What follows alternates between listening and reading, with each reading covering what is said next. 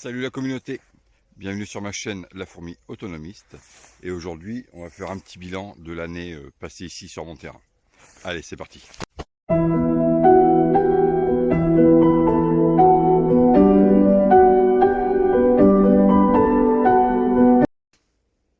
Donc salut à tous, j'espère que vous allez tous très bien. Donc pour ceux qui me suivent, je loue ce terrain depuis le mois de janvier, donc ça va faire pratiquement un an. Donc désolé pour la friche, mais il y a une semaine il n'était pas comme ça. Il a plu entre temps et tout a poussé d'un coup. Donc bon, il y a un peu de boulot. Désolé si vous entendez des coups de fusil, mais on est dimanche, c'est la chasse et c'est pour ça que j'ai mis un truc fluo orange. J'ai commencé mon petit compost qu'il faut que je continue forcément. Dedans, on a du crottin d'âne, on a tous les déchets verts qui ne produisent plus. Donc il y a des palettes, il y a d'autres palettes là qui doivent arriver pour faire après un couvercle. Du bois que je vais ramasser sur un chantier, que je vais mettre à l'abri, que je vais couper. Voilà, j'ai tout mis à l'arrache cette année pour vraiment voir comment se comportait en fait le potager et voir les choses à faire, savoir si je le gardais ou pas. Donc pour l'instant, je le garde parce que le projet c'est donc d'acheter ce terrain-là et le terrain à côté qu'on ira voir tout à l'heure. Voilà. Donc la paille que j'avais fait rentrer l'année dernière. Alors vraiment, faut vraiment que je passe un coup de tondeuse et un coup de roto ici quoi. Là, on a les topinambours, donc que j'ai planté l'année dernière. Donc en fait, là ils sont couchés parce ils arrivent à maturité, on va dire. Donc j'en avais un deuxième là qui s'est couché, même arraché. Donc j'ai gratté, j'ai vu, j'ai regardé s'il y avait beaucoup de topinambours. Alors c'est pas exceptionnel non plus. Alors j'en ai ramassé quelques-unes, je les ai laissées en terre le reste. Celui-là je vais pas y toucher. Comme c'est la première année, je voudrais qu'il prolifère un peu.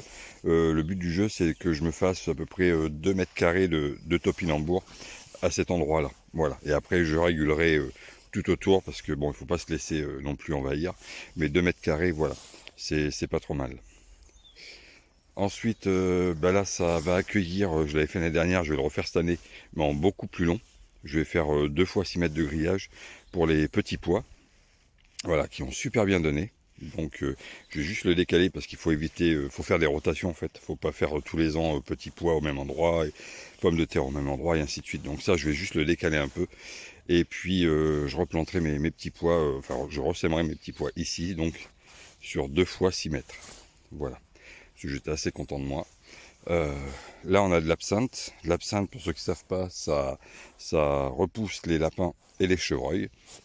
Lapins, on en a. Là, du coup, moi, j'en ai pas, mais juste à côté, là, ils laissent pousser pour faire des refuges aux lapins pour les chasseurs. Donc, bon, moi, je suis pas emmerdé, honnêtement, plus que ça. J'ai eu l'histoire des ragondins qui m'ont attaqué trois légumes, une butternut, même pas, pardon, deux, une butternut, pardon, et un potimarron. C'est tout ce qui m'ont attaqué. Bon, j'ai été obligé de faire un peu le ménage là après avoir vu ça, parce que j'allais pas non plus cultiver des légumes pour les ragondins. Donc apparemment là c'est fini, il n'y a plus rien. Donc l'année dernière, moi j'ai mis des poireaux, enfin cette année, pardon, j'avais mis des pommes de terre qui ont super bien donné. Alors il y a de la paille, parce que moi je pense que la paille cette année ça m'a sauvé du fait de la sécheresse. Et donc j'avais tout bien planté comme prévu et tout. Et je l'ai recouvert de paille. Honnêtement, j'ai pas plus arrosé que ça. Et c'est en enlevant la paille que j'ai découvert en fait que les pommes de terre avaient poussé sous la paille et non dans la terre.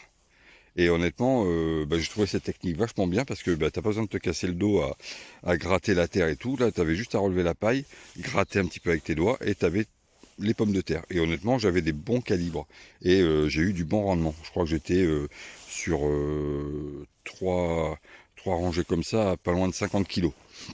Donc l'année prochaine, ça va reproduire. D'ailleurs, on en voit avec les températures qui fait que il y en a qui repoussent. Voilà. Et là aussi. Donc là, voilà, ça a été enlevé. Là, il y a un mois et demi, 2 mois, j'ai planté des petits poireaux. Donc il y en a à peu près une centaine. Donc ils se portent très bien. Il n'y a pas de souci là-dessus. Donc je les ai coupés comme il faut. Je les coupe une fois toutes les 2 semaines à peu près. Je coupe à 10 cm en bras et puis ils poussent bien. Voilà, donc je suis assez content. Là, c'est mes choux qu'on m'avait filés. Alors les choux, ici ça va encore, ils sont pas trop bouffés. C'est les choux-fleurs. Mais alors dans la serre, voilà, vous verrez, ils sont complètement démontés, quoi. Et je les laisse quand même, je les traite pas. Moi, je suis pas partisan pour traiter les légumes et les fruits. Donc, je laisse faire la nature. On verra bien ce qu'elle veut m'offrir ou pas. Et par contre, dans mon ancienne baraque où j'étais, j'avais donc un potager qui est pareil. Les choux-fleurs étaient bouffés. J'ai laissé et j'ai eu quand même des choux-fleurs exceptionnels qui étaient super gros. Et, euh, et voilà quoi. Donc, je verrai bien. C'est pas, je teste. Ça, c'est une première année, comme je dis, je teste s'il y a besoin de fermer ou faire d'autres choses, j'aménagerai au petit à petit. Là, j'avais planté 2 chayotes, Chouchou ou Christophine, comme vous voulez. Alors, on sait que la première année, ça donne pas grand-chose. Là, ça donne rien du tout parce qu'il n'a pas explosé du tout. Euh, alors, je m'en suis pas trop occupé. J'ai arrosé, mais pas tant que ça. Donc, est-ce que c'est ça qui fait que la croissance n'est pas exceptionnelle par rapport à celle que j'ai dans la serre? Je sais pas. Donc là, je vais les pailler pour l'hiver parce que l'année prochaine, il va reproduire 3 ou 4 fois plus.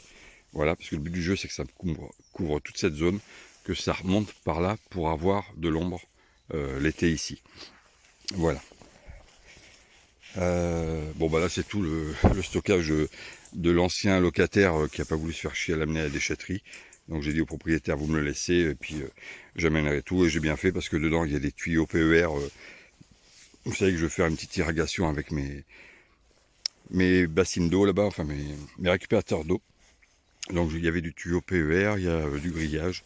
Donc bon, c'est pas perdu. Ça c'est des poteaux, des têtes de porte. Je me servirai de poteaux pour la serre. Voilà. Le petit coin repos, repas. Donc il me restait une pastèque et en arrivant ce matin, mais je pense que ça c'est tout ce qui est rats, souris et même peut-être piaf, même sûrement piaf. Voilà, qui me l'ont bouffé. Bon, c'est pas grave, moi je vais récupérer les graines de toute façon. Mais voilà, je vous dis allez, j'ai cultivé quoi, 100 mètres, 150 mètres carrés, j'ai 3 légumes qui sont fait bouffer. Enfin, un fruit et 2 légumes. Donc voilà. Franchement, tenez pas compte de l'état du terrain. Même moi, je suis arrivé ce matin, j'ai dit waouh, il faut que je fasse une vidéo là-dessus. Bon, je vais peut-être me faire lyncher, mais bon, c'est comme ça, c'est la nature. Et puis voilà. Donc là, j'avais planté des tomates cerises noires qui ont super bien donné. D'ailleurs, je suis obligé d'en donner parce que il y en avait trop. Là, j'étais trop gourmand. J'ai planté 3 pieds de tomates cerises noires. Là-bas, j'en ai planté 5 ou 6 des tomates cerises normales. Et à la fin, on pouvait plus en manger, quoi. Même si on faisait de la lactofermentation avec, j'étais obligé d'en donner. Et l'année prochaine, je vais faire beaucoup moins. Là, j'avais des butternuts. Alors là, c'est pareil. J'en ai eu que 2 cette année. Alors, si quelqu'un a l'astuce pour que ça donne plus et que ça prolifère moins, parce que je l'avais planté là et le machin il a été à pétaouchnock des 2 côtés et j'ai eu que 2 butternuts. Alors je crois qu'il y a une histoire d'œillet à couper au 3e œil, je crois, un truc comme ça, pour avoir plus de production et moins de lianes qui se baladent. Donc si vous en avez, n'hésitez pas à me le dire en com. Là on avait des petits marrons, pardon. On en voit encore un petit là qui, avec la chaleur extrême, honnêtement, c'est impressionnant de voir les légumes qui veulent repartir et qui vont se faire couper dans leur croissance avec le froid et le gel, quoi. Donc j'avais des petits marrons. Ça a super bien donné. J'en ai récolté peut-être une bonne dizaine sur chaque pied. Pas sur chaque pied, mais il y avait que 2 pieds. Oui, donc une bonne dizaine, 5 sur chaque pied. Donc ça, c'était ma première année où je faisais des pâtissons. Alors les pâtissons, je ne connaissais pas. Et j'en ferai l'année prochaine 2 fois plus, je pense. Parce que c'est super bon. Ça se cuisine comme la courgette, à la poêle ou au four, comme vous voulez. Et c'est méga bon. Enfin, moi, je trouve ça un goût au-dessus de la courgette. Voilà. Donc ça se présente comme ça. Voilà, mais faut les cueillir quand ils font entre 10 et 15 cm maximum. Sinon après vous pouvez retrouver avec des gros machins comme ça. Et c'est moins goûtu, quoi. 10-15 cm, c'est là où ils rendent le plus de saveur. Donc là, j'en avais un peu partout. Donc là, bon, c'est la fin. Un petit champignon. Là, j'avais, je sais plus ce que j'avais. J'avais des tomates ici. Donc elles ont super bien donné aussi. Donc je les ai arrachées. Là, on peut voir le maïs popcorn. Donc lui, il a donné, mais bon, c'était pas non plus folichon, parce que le maïs, bon, ça s'arrose et j'ai pas trop arrosé. Le paillage a fait un peu son boulot, mais pas non plus un arrosage constant. Donc j'ai quand même j'ai des épis encore, hein. Mais bon, je le laisse mourir un peu plus parce que parce qu'il n'est pas à maturité. Et le but du jeu, c'est que je récupère les graines pour l'année prochaine, pour essayer de me faire 10 à 15 mètres carrés de maïs. Voilà. Donc on a un petit artichaut. Alors c'est pareil, j'en avais planté 3. Il y en a un qui n'avait pas pris. Et le deuxième, l'autre jour, il a dû se faire bouffer par une taupe, ou sûrement une taupe, parce qu'on voit la petite butte là-bas. Et je suis arrivé et l'artichaut carrément aspiré, on va dire, au sol. Donc je pense que c'est la taupe qui a voulu se régaler. Donc bon, voilà. Mais il a déjà donné, ils ont déjà donné trois artichauts qu'on a mangés qui étaient très très bons. Voilà. Là, c'était les haricots verts. Donc les haricots verts, pareil, ça a bien donné. Je suis assez content de moi. Donc il faudra que j'élargisse tout ça. Donc en fait, moi j'ai travaillé sur 5 planches sur tout ça, quoi. Là, il y avait donc 1, 2, 3 haricots, tomates, pâtisson, et là-bas au fond, la butternut. Donc en fait, tout ce carré-là n'était pas exploité. Ça, c'était mon passage pour aller cueillir et tout ça. Mais là, cette année, je crois que là, tout ça, là, jusque là-bas, je vais cultiver vraiment une grosse partie, enfin un gros rectangle, quoi. Hein, je vais pas m'amuser à faire des passages, je vais laisser pousser, je vais vraiment tout cultiver pour mettre, pareil, des courges, des tomates et tout ça. Voilà, l'activité de cette année, c'est vraiment cultiver toute cette partie-là. Là, bon, on aura comme je disais tout à l'heure, les topinambours. Là-bas, je laisse parce que c'est des fruits, c'est des fruitiers. On a un pêcher, on a 2 mirabelles. Voilà, donc là-bas, pareil, zone de culture. Là-bas, je remettrai mes patates, je pense, pour l'année prochaine. Je vais agrandir encore plus le truc. Là, je vais laisser comme ça. J'avais planté, on m'a filé 3 aloe vera. Donc j'en ai planté là, pareil, à l'entrée. Il y en a une qui n'y a plus d'ailleurs. Ah si, elle est là. Là. Et l'autre là. Et tout ça, c'est de la récup, hein. J'ai rien payé. Le crottin de cheval, j'ai regardé sur le bon coin à côté de chez moi, il y en a qui en donnaient et ils en donnent encore si je veux. Donc voilà. Je vais couper parce qu'il y a du monde qui passe et aussi les quads. Bon, désolé du dérangement. Là, j'ai essayé mes poireaux sous serre. Bon, c'est pareil, eux, ils sont super bien. Ils se portent super bien. Donc les choux-fleurs, je vous disais, là, c'est vraiment... Encore, c'est pas le plus attaqué. Voilà, on a encore des patates là qui poussent. C'est impressionnant quand même. Là. Mais le plus attaqué, c'est celui-là. Et forcément, c'est celui qui commence à faire un chou-fleur à l'intérieur. Je sais pas si on va le voir. Qui est là. Alors, je pense que c'est histoire de petits poux noirs là, qui attaquent, ou les chenilles blanches, ou même ça là. La limace là. Mais bon, de toute façon, j'aurais beau faire ce que je veux, hein. Ils reviendront. Donc je laisse la nature faire, et puis je verrai ce que ça donne. Il y en a encore une là. Bon, je m'occuperai de toi tout à l'heure. Puis je verrai ce que ça donne. Au niveau des aubergines, alors là, ça a explosé. Toutes les graines que j'achète, je les achète chez Biocop. C'est des agriculteurs à côté de chez nous, là, avec des graines reproductibles. Voilà. Et honnêtement, j'étais super satisfait. Ça m'a fait des belles grosses aubergines bien rondes, là. Désolé, les roses et blanches. Et puis voilà. Bon, ils chassent, hein, c'est normal. Mais bon, je veux pas m'enlasser du plomb sur la gueule ou sur la serre. Après, on a la chayotte. Alors, je vais essayer de me mettre pas à contre-jour. On a la chayotte. Donc, c'est la même chose que je vous ai fait voir, là, qui n'était pas trop bien partie. Donc, elle, voilà, ça forme des lianes. Et encore, elle n'a pas trop explosé. Bon, par contre, c'est la première que je mets ici. Donc, la première année, on dit que ça donne pas beaucoup. Alors, j'ai beaucoup de fleurs. Et comparé à chez moi, parce que j'ai encore un petit potager, chez moi, j'ai réussi à avoir 2 chayottes. Et là, j'ai des fleurs, mais j'ai pas de chayotte qui apparaît. Alors, on va dire que c'est la première année, je laisse tomber, mais l'année prochaine, il faut savoir que ça va être doublé.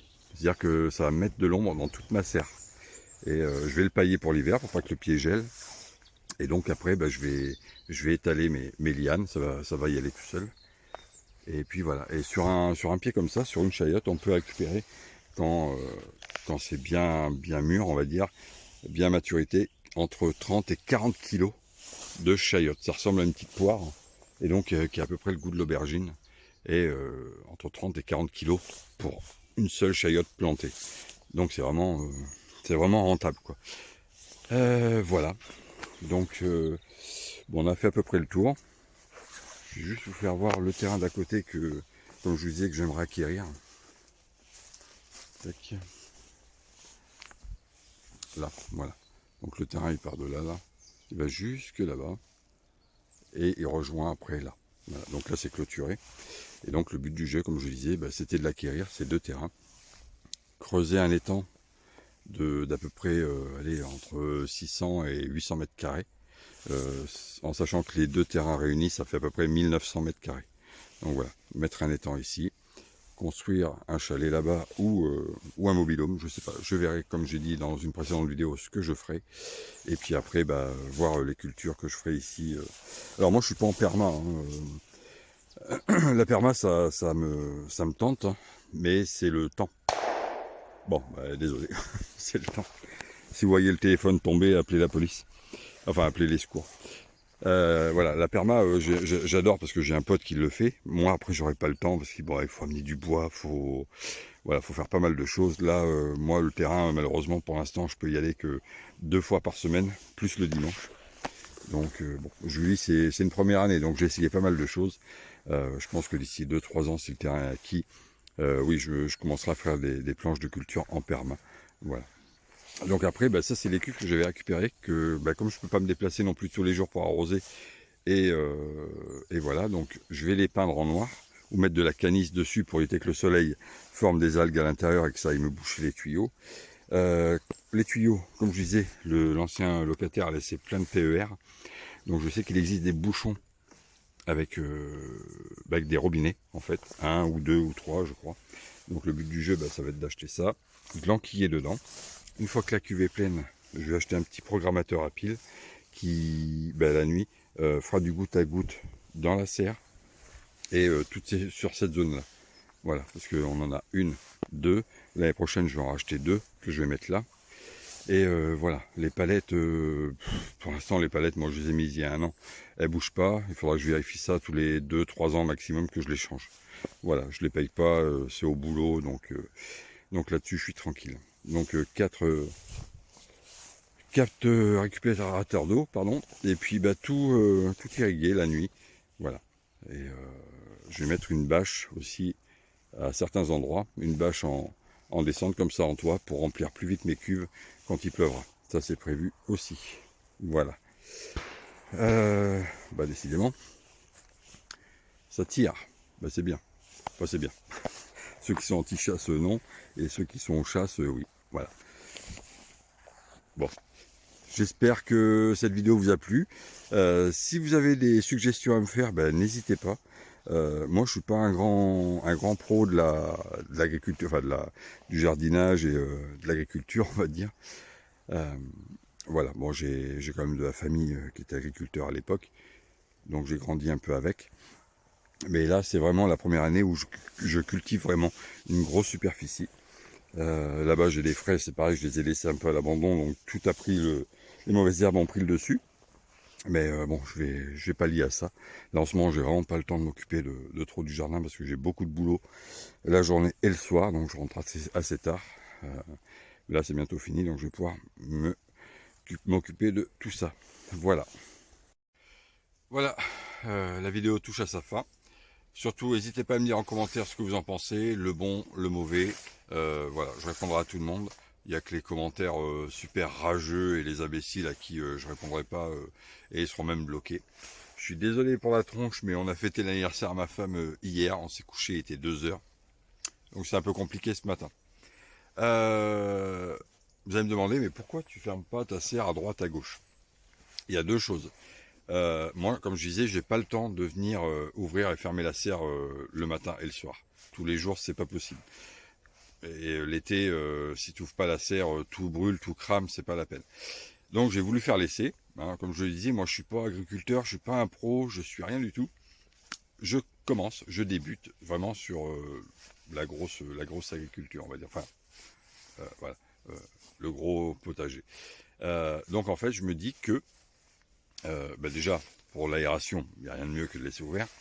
Mais en cas de fort vent, comme on a eu d'ailleurs, on a eu 2 fois des vents à plus de 100, 110 ici. Et en fait, je me dis que le vent, au lieu de rencontrer un bloc qui est fermé, et donc de pousser et ainsi de suite, il s'engouffre et il ressort. Et vice-versa. Alors peut-être que c'est une grosse connerie, je sais pas du tout, je suis là pour apprendre. Hein, je suis là pour débuter, enfin voilà, pour apprendre. Euh, donc je vous dis, moi il y a eu 2 fois des vents à 100, ça n'a pas bougé. Donc voilà, c'est la solution, c'est pas la solution, je sais pas. On verra si ça monte au-delà de 100 et que ça casse tout. Voilà. Au pire, si vous voyez une serre voler dans votre jardin, c'est la mienne. Appelez-moi. Bon, j'espère que cette vidéo vous a plu. Surtout, n'hésitez pas à me dire en commentaire ce que vous en pensez. Abonnez-vous, lâchez un petit pouce, ça fait toujours plaisir. Et puis, surtout, prenez soin de vous. Allez, ciao.